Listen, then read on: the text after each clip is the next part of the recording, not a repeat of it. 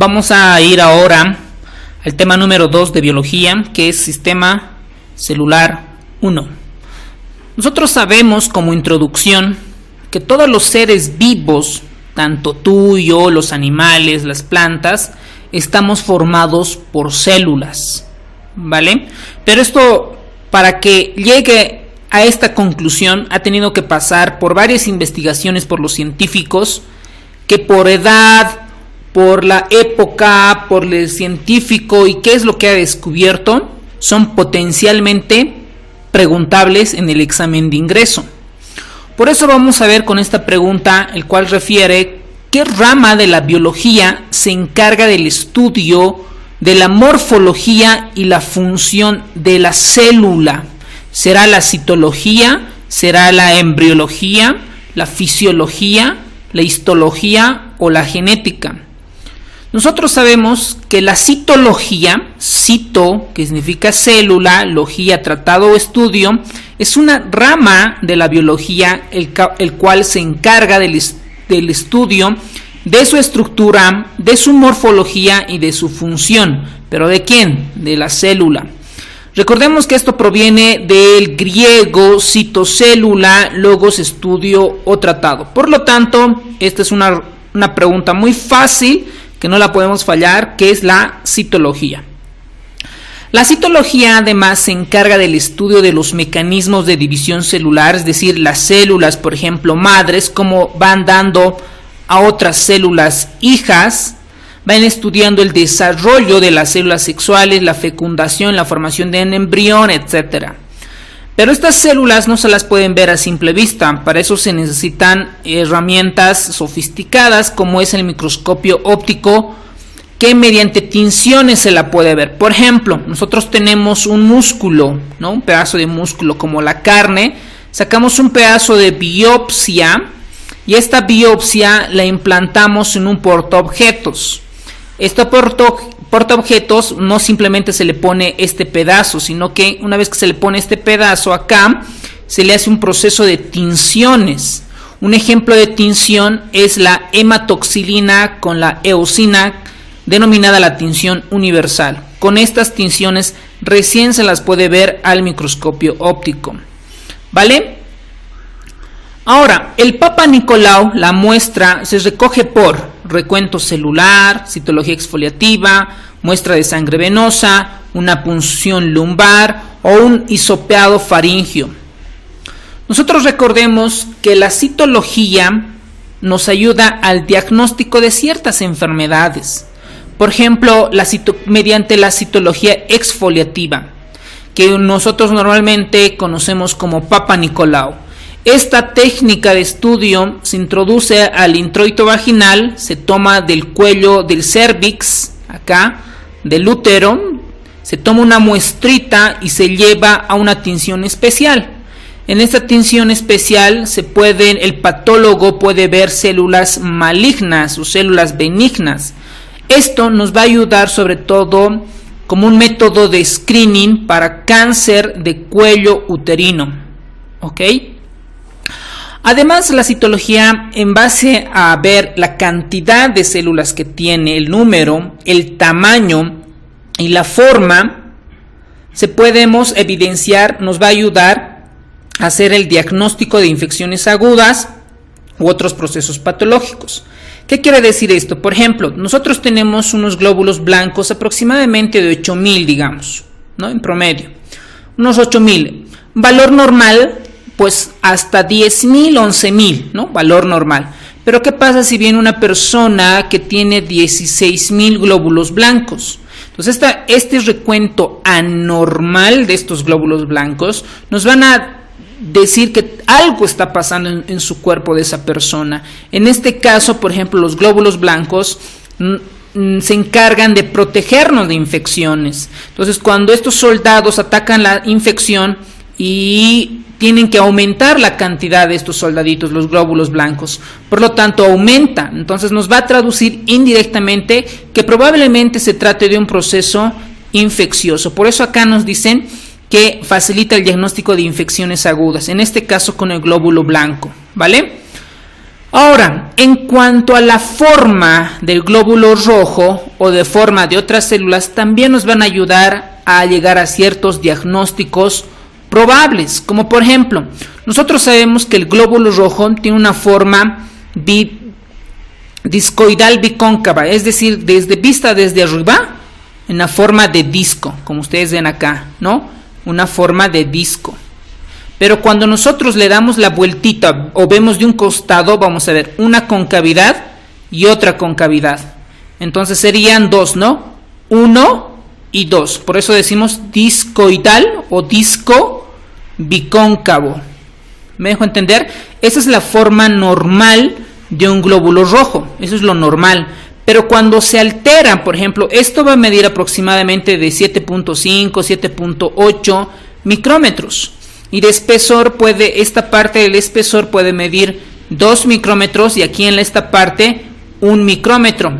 Esta parte está vacía porque acá estaba el núcleo. Entonces el glóbulo rojo no tiene núcleo porque lo expulsó el núcleo, ¿vale? Por eso tiene esa forma como una llantita, ¿no? De un tractor, de un camión. Entonces este es el valor normal. Pero este glóbulo rojo, eritrocito o hematilla puede ser también pequeñito, ¿ok? Esto se denomina microcítico, o puede ser grande, ¿no? Macrocítico, ¿ok? Que va a estar dentro de las anemias megaloblásticas, ¿vale? O este glóbulo rojo adquirir diferente forma, ya no una forma discoidal bicóncava, sino en forma de media luna.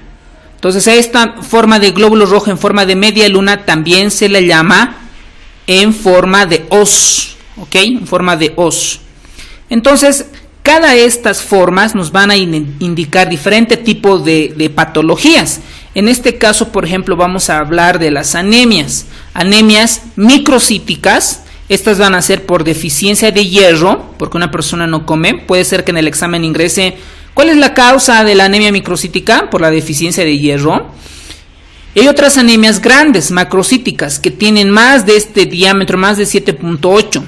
Por lo tanto, por ejemplo, nosotros vamos a ver acá que van a haber ciertas patologías que van a condicionar esto, como por ejemplo la deficiencia de la vitamina B12, pacientes con gastrectomía, ileostomía, o sea, es decir, mucha fisiopatología para poder entender las anemias macrocíticas. Por lo menos para el PREFA o para el sistema de admisión debemos entender la deficiencia de la vitamina B12, factor intrínseco, ileostomía, enfermedad de Crohn, muchas causas que pueden ocasionar unas anemias macrocíticas. Ahora, dentro del glóbulo rojo hay un pigmento denominado la hemoglobina. Esta hemoglobina normalmente es una hemoglobina del adulto, una anormal. Pero cuando esta hemoglobina muta, se altera, se convierte en una hemoglobina S. Y eso lo vamos a ver en la parte de genética, cómo ciertos losis y locus se van alterando y cromosomas y alteran a la hemoglobina. Entonces la hemoglobina va a ser una S que le va a dar la característica en forma de media luna al glóbulo rojo. Y esta se va a denominar anemia de células falciformes. ¿Ok? Falciformes. Entonces, esto es un poco medio complejo, pero pues se los estamos detallando lo más explícito que pueda ser. Si nosotros vemos el libro, ustedes revisan ahorita su libro, donde nos van a decir que el glóbulo rojo en forma de media luna o en forma de hoz están en anemia de células falciformes, por supuesto. Anemias de mayor tamaño, anemias macrocíticas, ¿ok? También dentro de las macrocíticas están las anemias megaloblásticas. Una de las principales causas, habíamos mencionado la deficiencia de vitamina B12 o ciancobalamina. Y cuando tenemos glóbulos rojos pequeñitos, ¿ok? Vamos a ver la principal causa por deficiencia de hierro. Y ustedes dirán, ¿qué contiene el hierro? Pues todas las verduras, ¿no? Todas las verduras verdes, principalmente. Esas, las personas, por ejemplo, que no consumen muchas verduras, etcétera, pueden tener anemias por deficiencia de hierro. Entonces, así la citología nos va a ir ayudando a identificar ciertas patologías en diferentes contextos clínicos.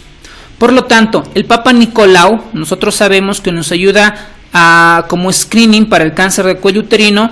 La muestra se recoge por citología exfoliativa, porque se raspa la parte del cérvix en el útero, ¿vale? Para determinar la variación del número y el tamaño de la forma en el diagnóstico de infecciones agudas, me están hablando acá de infecciones, y lo primero que se les debe venir a la mente es el glóbulo blanco o leucocitos. Y otros procesos patológicos se usa ¿cuál? Recuento celular, citología exfoliativa, forma celular, punción venosa o bacteriología. Probablemente acá yo me pueda confundir con bacteriología, lo más probable, o con recuento celular, pero ya habíamos comentado previamente que cuando, por ejemplo, yo tengo un glóbulo rojo normal, estoy haciendo un recuento celular, no estoy contando células, valor normal. Cuando este glóbulo blanco aumenta la cantidad, indirectamente podemos decir que tiene un proceso infeccioso, pero no es el 100%, porque la medicina no es una ciencia exacta, ¿vale? Ahora, vamos a ver qué es el recuento celular acá, por supuesto. Puede ser la bacteriología, pero a nivel de sistema de admisión, la clave acá es recuento celular. Cuidado con eso.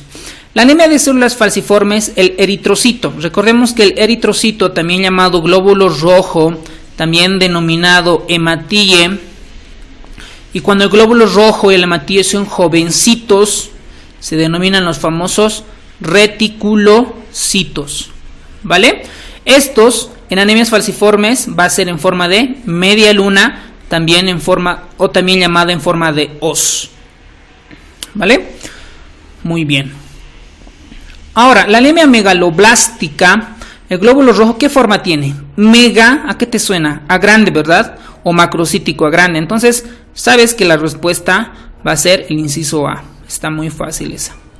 La anemia por falta de hierro, el glóbulo rojo, es de mayor tamaño, pequeños, menor y mayor tamaño, media luna, triangular. Esto no existe por si acaso, nada que ver. Media luna sí hay, puede ser menor, pequeño tamaño, etcétera, ¿no? Pero acá las respuestas sabemos que claramente la anemia por falta de hierro son anemias microcíticas, es decir, pequeñitas. Ahora, el conocimiento de las células se origina por aparición de ¿qué? De la ecografía, o es decir, el ultrasonido, una computadora, el microscopio, la ventana, el celular. Pues aquí ustedes saben por obvias razones qué es el microscopio, ¿no? El microscopio nos ha ayudado a nosotros, a todos del área científica, a descubrir todas las características morfológicas, fisiológicas, fisiopatológicas en cuanto a la célula, ¿no? Ahora, todo esto de nombres propios, ¿quién lo ha descubierto? Los años son potencialmente preguntables. Y la clave es que tú en tu resumen, en tu cuadernito pequeño que llevas todos los días, es comenzar a memorizar. No hay otra forma. Comenzar a memorizar o estudiar la bibliografía de ese científico. Por ejemplo, acá nos vamos a ver, la célula fue denominada por quién, o sea, quién la denominó célula. Hay varias de estas opciones. Y nosotros sabemos claramente que en 1965 Robert Hooke observa con un microscopio un corcho, ¿no? Un corcho. Y dentro de este corcho aparece un panal de celdillas, ¿no? Unas celdillas, como un panal de abejas, el cual las denominó células. Y estas no eran nada más que las paredes de las células vegetales muertas. Entonces, desde allí ya viene el término, ¿no? En 1965, Robert Hooke. Leeuwenhoek describe los organismos unicelulares, ¿ok? Los unicelulares comienza a describir en aguas estancadas, identificando principalmente estas células unicelulares, principalmente que son las bacterias. En el año 1831, Robert Brown describe el núcleo de la célula, es decir, tenemos acá una célula y dice, pues esta célula tiene algo, tiene un core, y este core es el núcleo, ¿vale? Comienza a describir esto Robert Brown.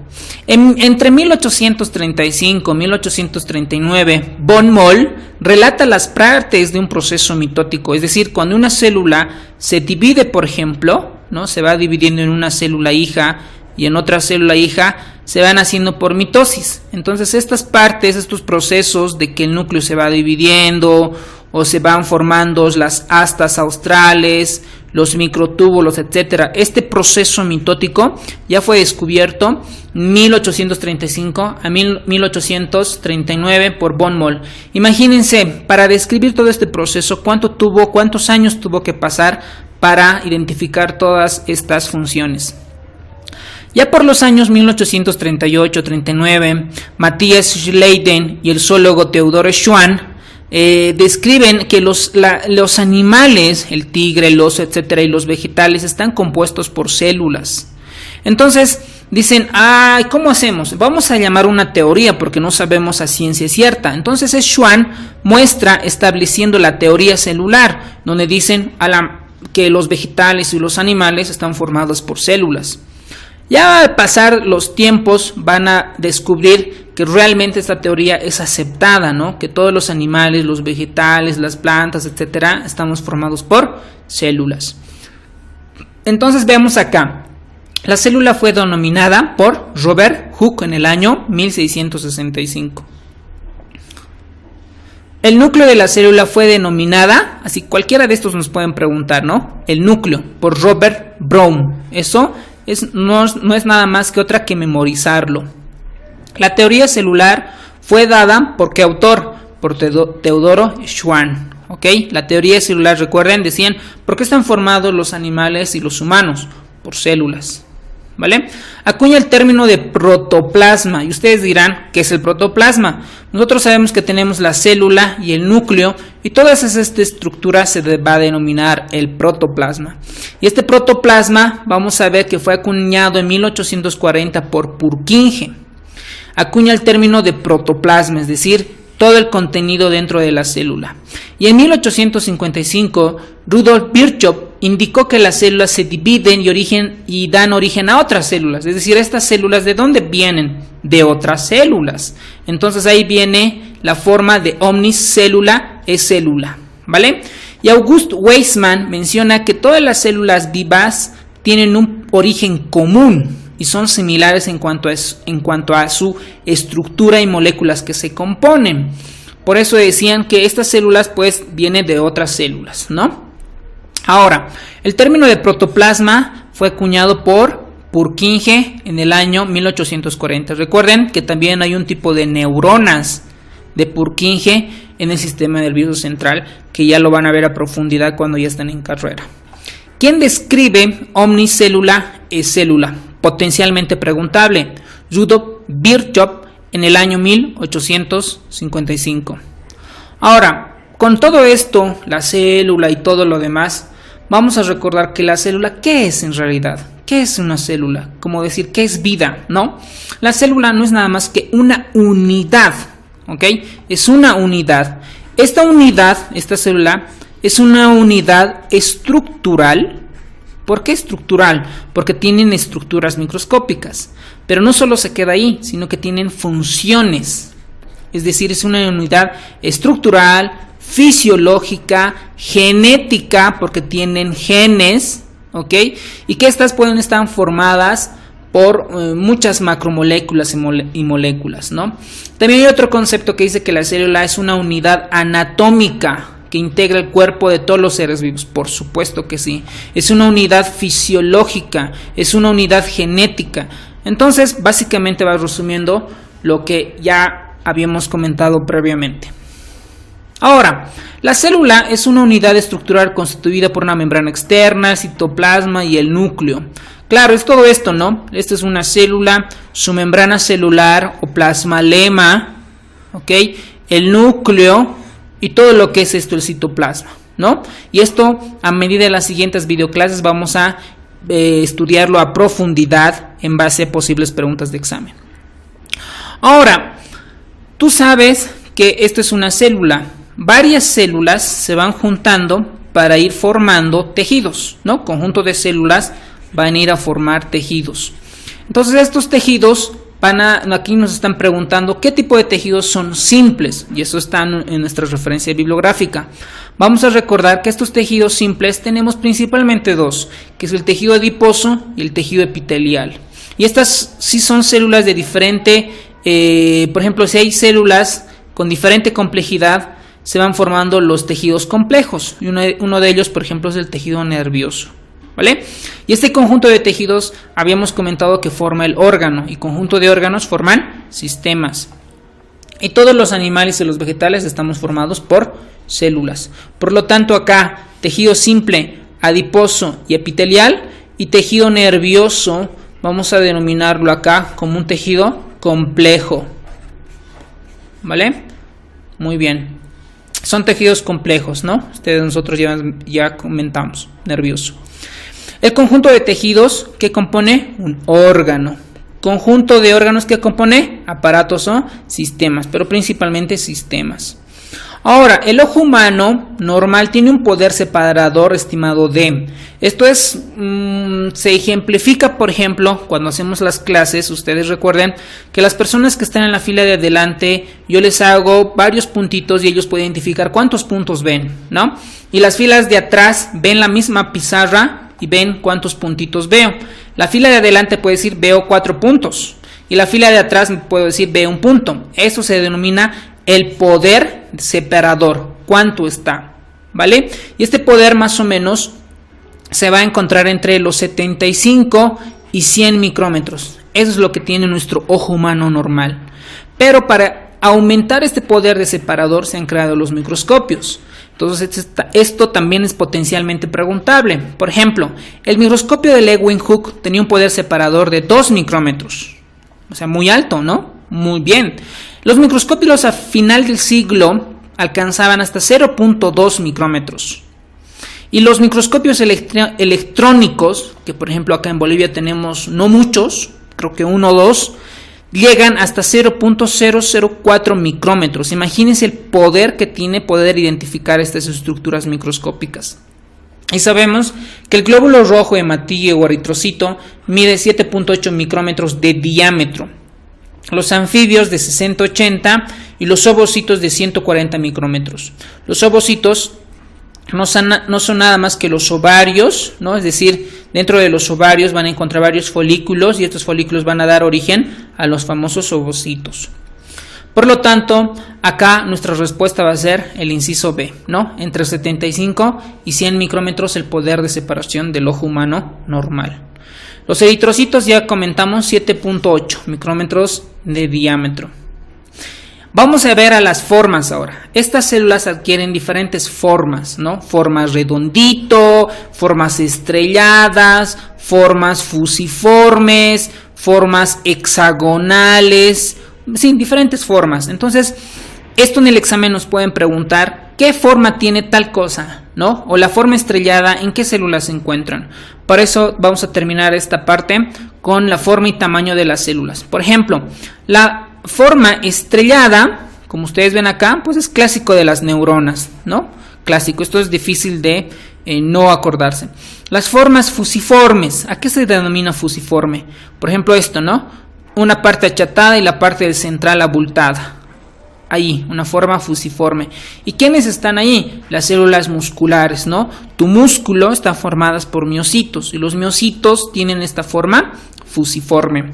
Ahora el poligonal, ¿no? Pueden tener varias formas poligonales y esto es característico, por ejemplo, de los mesotelios. Y alguien dirá a ustedes, ¿qué es un mesotelio? Un mesotelio no es nada más una envoltura de algo. Por ejemplo, el corazón, el abdomen. Por ejemplo, digamos tenemos un corazón. Este corazón está envuelto como una membranita, con una bolsita. Y esta bolsita se denomina pericardio, pero todo esto está formado por mesotelios, ¿vale? Una forma irregular son los neutrófilos. Por ejemplo, esta forma irregular normalmente es un glóbulo blanco así y tiene su núcleo polimorfo nuclear, ¿no? Esto es el núcleo. Pero cuando este neutrófilo tiene que atacar una bacteria, digamos, una bacteria que tú te has comido en las salteñas, y este neutrófilo adquiere diferente forma, entonces lanza un brazo, un pseudópodo y otro pseudópodo y tiene una forma irregular y este es su núcleo. Entonces trata de fagocitárselo a las bacterias, se lo quiere comer, ¿no? Entonces adquiere una forma irregular. ¿Y quién es? Los neutrófilos. ¿Y qué son los neutrófilos? Parte de los glóbulos blancos que ayudan o atacan a las bacterias, parte de nuestro sistema inmunológico. Ahora, las formas cilíndricas y cúbicas, ¿no? Hay células cilíndricas, células cúbicas, ¿no? Estos básicamente van a encontrar los epitelios. ¿Qué son los epitelios? Los epitelios son tejidos que van a recubrir, por ejemplo, ciertas estructuras anatómicas, como por ejemplo el tejido epitelial, la piel, por ejemplo, ¿no? Ahorita ve tu piel, esas pieles están formadas por células, ¿no? cúbicas y tanto cilíndricas. Ahora, la forma poliédrica, así bien rara esta forma, principalmente se van a encontrar en las células vegetales, ya que esta forma no la tenemos en nuestro cuerpo humano. Entonces, como ustedes verán, la forma estrellada principalmente van a ser en las células nerviosas o neuronas, ¿vale? Fusiforme, músculo, miocito, ¿ok? La célula del músculo se denomina miocito. Las células que cambian espontáneamente, ¿no? Irregularmente, las que se mueven, las que les comenté, un neutrófilo, polimorfo, nuclear neutrófilo, y que se me va moviendo, ¿no? Va adquiriendo varios brazos. Esos son los leucocitos, ¿no? Principalmente.